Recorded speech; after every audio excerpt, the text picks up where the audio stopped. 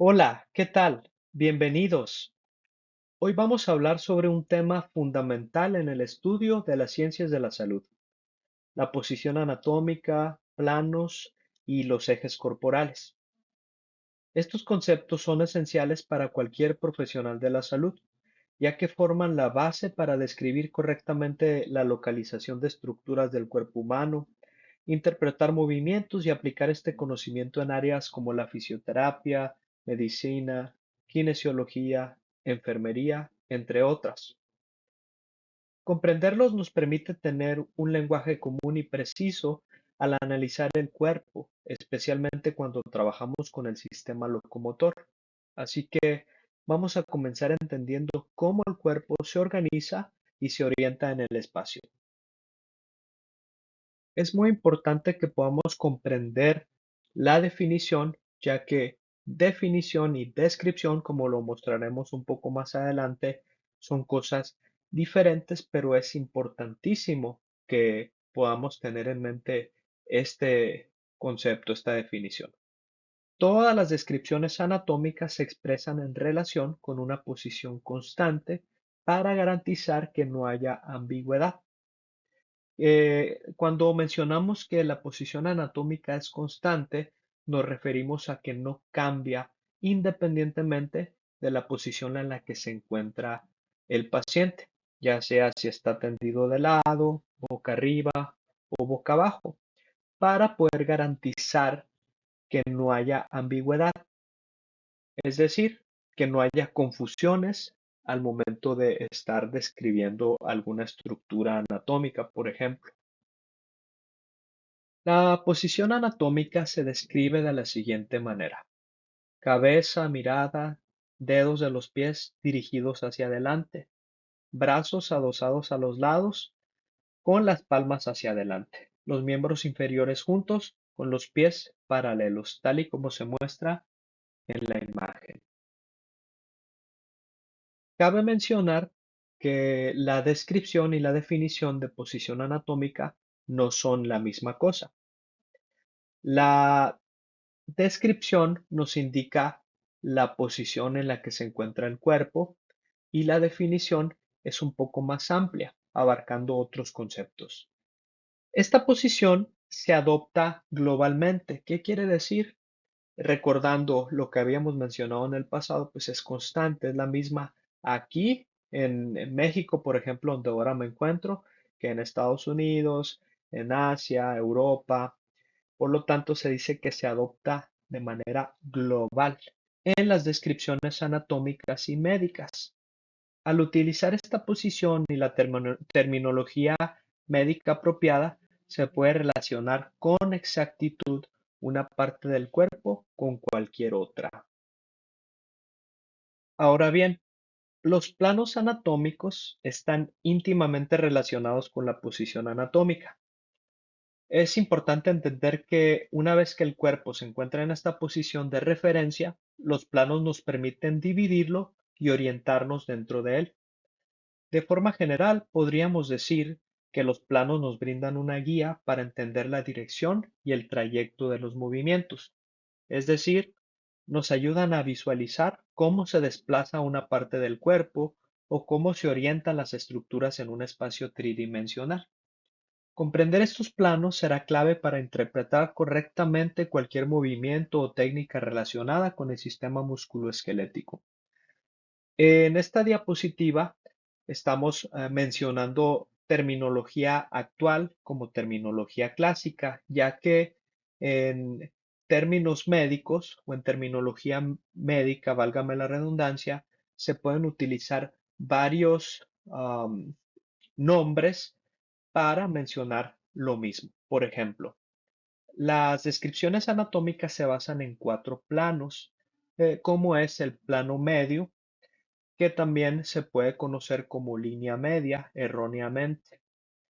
Digo erróneamente porque hablar de línea media, según la literatura del libro de Anatomía con Orientación Clínica, menciona que es incorrecto referirnos al plano medio como línea media, ya que se puede prestar a confusiones.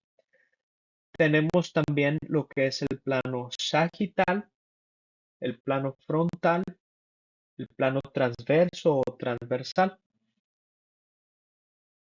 El plano medio es un plano vertical, sagital. Ahorita vamos a entender muy bien a qué se refiere con sagital.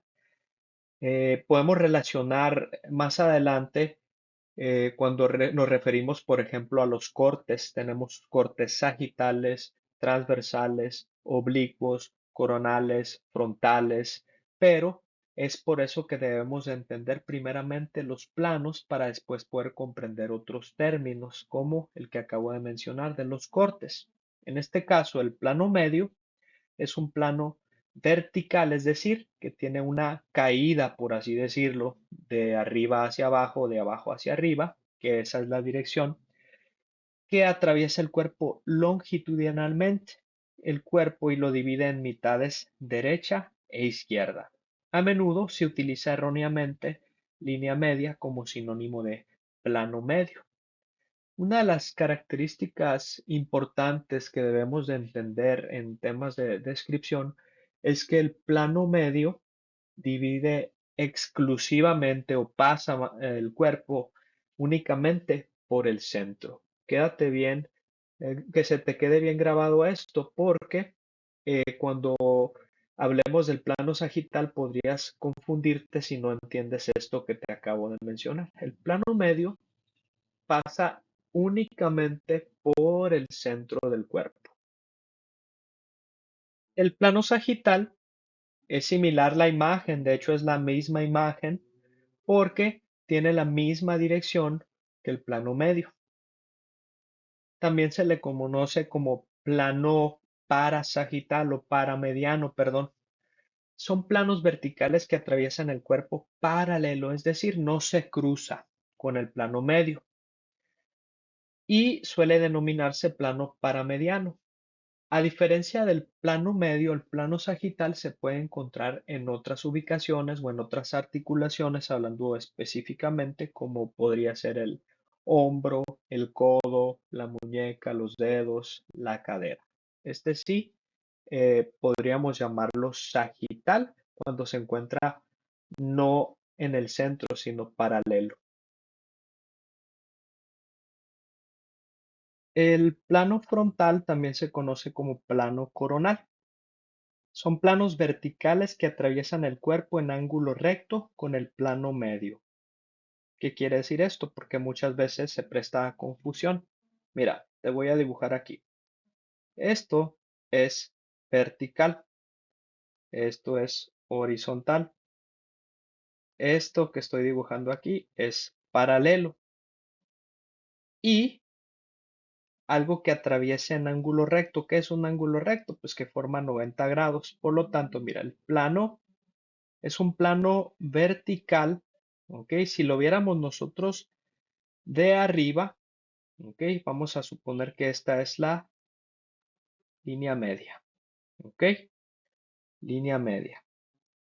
Y este se cruza para acá, formando pues ángulos de 90 grados o rectos. Por lo tanto, pues este que estoy señalando, ¿ok? Es lo que sería el plano coronal, que divide el cuerpo en anterior, perdón, en anterior y posterior. O sea, la parte de enfrente en anatomía o en terminología médica se dice que es anterior y la parte de atrás se dice que es posterior. Poco a poco vamos a ir relacionando estos términos. Por el momento, quédate nada más con la parte de que divide el cuerpo en la parte de enfrente y de atrás, como se muestra en la imagen. Los planos transversales o transversos son planos horizontales, como mencionábamos en la diapositiva pasada. Horizontal es esto. Disculpa ahí que la línea pues no me salga totalmente recta. Entonces, son planos horizontales, ¿ok? Que atraviesan el cuerpo en ángulo recto con los planos medio y frontal. El plano medio, dijimos, es aquel que divide el cuerpo en mitad, izquierda y derecha, El plano coronal es el que divide el cuerpo en anterior y posterior. Entonces, el plano transversal nos va a dividir el cuerpo en superior e inferior, o en cefálico, que quiere decir la parte alta que viene de céfalos, cabeza, y cauda, que es, o caudal, que viene de cola, del latín cola. Entonces, céfalo-caudal quiere decir de la cabeza a los pies, o caudocefálico de los pies a la cabeza. Entonces, el plano transversal divide el cuerpo en superior e inferior. En radiología, estos planos se pueden llamar también como planos transaxiales, que es un término que suele abreviarse como planos axiales. Por ejemplo, la tomografía axial computarizada pues realiza ciertos cortes axiales o transaxiales. Una vez comprendidos los planos, es fundamental hablar de los ejes del movimiento. Desde el enfoque fisioterapéutico y biomecánico, los ejes representan las líneas imaginarias alrededor de las cuales se producen los movimientos articulares. Estos ejes nos permiten analizar con mayor precisión cómo se mueve una articulación, en qué dirección y con qué amplitud. Para nosotros como fisioterapeutas o profesionales de la salud, entender los ejes es clave para evaluar la función, detectar alteraciones del movimiento, planificar ejercicios terapéuticos y aplicar técnicas de manera segura y eficaz. Además, en biomecánica, los ejes ayudan a estudiar las palancas corporales, los vectores de fuerza y la eficiencia del movimiento humano. En resumen, conocer los ejes del cuerpo no solo mejora nuestra capacidad de análisis clínico, sino que también nos da herramientas para intervenir de forma más acertada en la recuperación del movimiento funcional. En esta presentación te estoy mostrando un eje a manera de ejemplo. No es que nosotros en el cuerpo humano tengamos obviamente una estructura así, pero el eje, como se muestra en la imagen, es lo que atraviesa la rueda, ¿ok? Es la que permite que la rueda pueda girar. Eje viene del latín axis. Quédate con esto, así voy a ir de repente dándote ciertas palabras que nos van a servir a nosotros más adelante para poder entender otras descripciones anatómicas. Pero bueno, el eje se define como líneas rectas, o perdón, se definen como líneas rectas alrededor de las cuales el objeto se mueve. Entonces, el plano de movimiento me va a dar la dirección por donde se va a mover esa estructura, y el eje es el que me va a dar el movimiento. En teoría tenemos tres ejes que, como mencionaba anteriormente, en la medicina tenemos nosotros muchísima terminología para referirnos a diferentes cosas con el mismo nombre, o a la misma cosa con diferente nombre, perdón. Por ejemplo, el eje transverso también se puede llamar eje lateral. De las dos formas es correcto, porque depende pues del libro, del autor, de la terminología, si es clásica o actual. También tenemos un eje antero-posterior o sagital, un eje vertical o un eje longitudinal vertical, que es lo mismo. Le puse ahí una diagonal para diferenciarlo.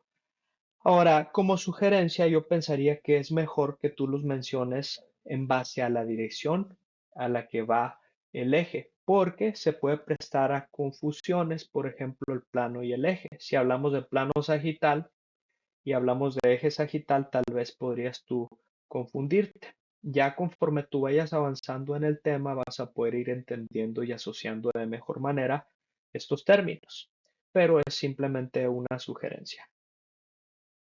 El eje transverso atraviesa horizontalmente el cuerpo de lado a lado.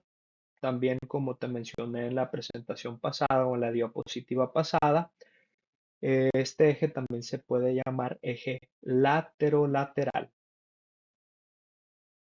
El otro eje es el eje vertical. que atraviesa el cuerpo de manera caudocefálica o cefalocaudal, o sea, de arriba hacia abajo. Este eje, como te dije, se puede llamar también longitudinal vertical, y es correcto. Por último, tenemos el eje anteroposterior o eje sagital, que este se dirige horizontalmente de la parte anterior, o sea, la parte de enfrente, a la posterior o viceversa. En este caso, pues el orden de los factores no altera el producto, ya sea de anterior a posterior o de posterior a anterior, que en próximas presentaciones estaremos hablando de términos de relación y comparación. Y me tomé la libertad de hacer una tabla para facilitarte la comprensión como una especie de resumen de lo que te acabo de mencionar en esta pequeña clase. Pusimos plano, eje y movimiento. En otras presentaciones vamos a detenernos un poco más en el tema de los movimientos articulares. Por lo pronto, quédate con esta información. El plano medial siempre va a ir acompañado del plano transverso o transversal, perdón, plano medial va a ir acompañado del eje transversal o, que es lo mismo, lateral. Aquí por control del espacio, me refiero a la casilla en la que se encuentra pues la letra del eje transversal o transverso, le puse LL. No quiere decir que se abrevie así, simplemente fue para mejorar, para facilitarte a ti la comprensión. Lateral. Y el eje transverso está relacionado con el plano medial o la línea media, como mencionábamos, con el plano sagital, que es paralelo al plano medio. Y estos dos planos y ejes nos van a dar los movimientos en flexión y extensión. Ahora, el plano coronal está íntimamente relacionado con el eje sagital o eje anteroposterior y nos va a dar el movimiento de abducción y aducción. Y por último, el plano transversal va a ir acompañado del eje vertical o longitudinal vertical. Aquí nos faltó agregar a la tabla cómo es que se divide el cuerpo para facilitarte un poquito más el estudio. Bueno, el plano medio y el plano sagital van a dividir el cuerpo en hemicuerpo izquierdo y derecho. El plano coronal va a dividir el cuerpo en anterior y posterior, o sea, la parte de enfrente y la parte de atrás. Y el plano transversal va a dividir el cuerpo en superior e inferior. Y aquí te dejo unas referencias de donde me basé para sacar esta información. También hay otros libros muy buenos como el de Kapanji, Fisiología Articular, y el Moore, Anatomía con Orientación Clínica. Es muy bueno pues que revisemos diferentes fuentes para poder nosotros comprender pues lo que se nos está diciendo. Las presentaciones simplemente son herramientas que nos permiten a nosotros facilitarnos la información o resumirlo, pero nunca se va a comparar a que nosotros leamos directamente de los capítulos del libro la información y que podamos tener nosotros como miembros de las ciencias de la salud siempre fuentes confiables para mayor credibilidad de lo que se nos está presentando como información. Como miembros de las ciencias de la salud, siempre tenemos que poner en tela de juicio la información que estamos recibiendo. Tenemos que considerar fuentes confiables, de preferencia libros. Muchísimas gracias. Espero que esta presentación te sea de muchísima utilidad.